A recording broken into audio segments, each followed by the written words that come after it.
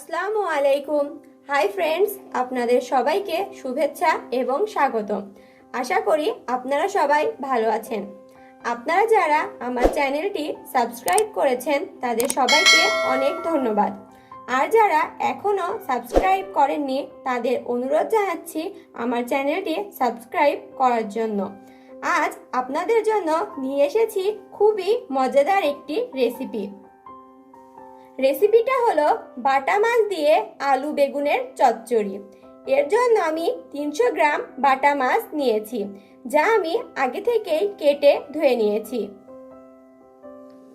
মাঝারি সাইজের 2টি বেগুন এবং মাঝারি সাইজের একটি আলু, যা আমি আগে থেকেই ছোট ছোট করে কেটে ধুয়ে নিয়েছি।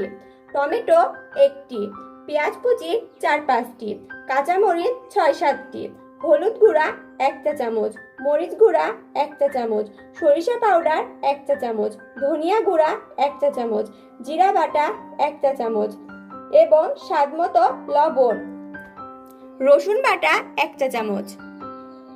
এবার আমি একটি কড়াই নিচ্ছি। কড়াইতে সব উপকরণ দিয়ে দিচ্ছি।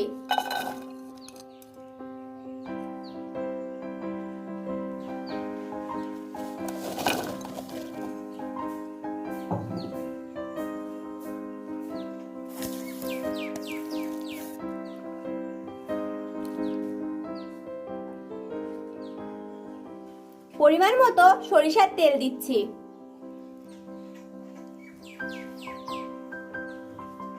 ভালোভাবে মাখিয়ে নেব।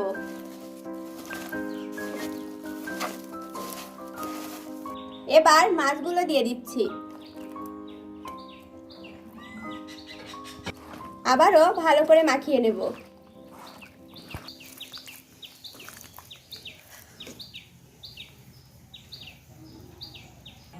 সামান্য পরিমাণে পানি দিয়ে ঢেকে দেব।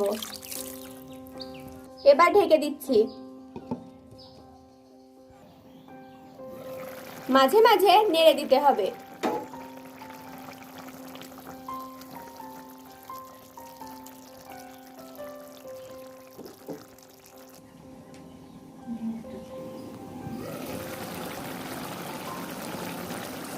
ঝোলটা শুকানো পর্যন্ত অপেক্ষা করব, কারণ চচ্চড়িটা মাখো মাখো হলেই খেতে বেশি ভালো লাগে।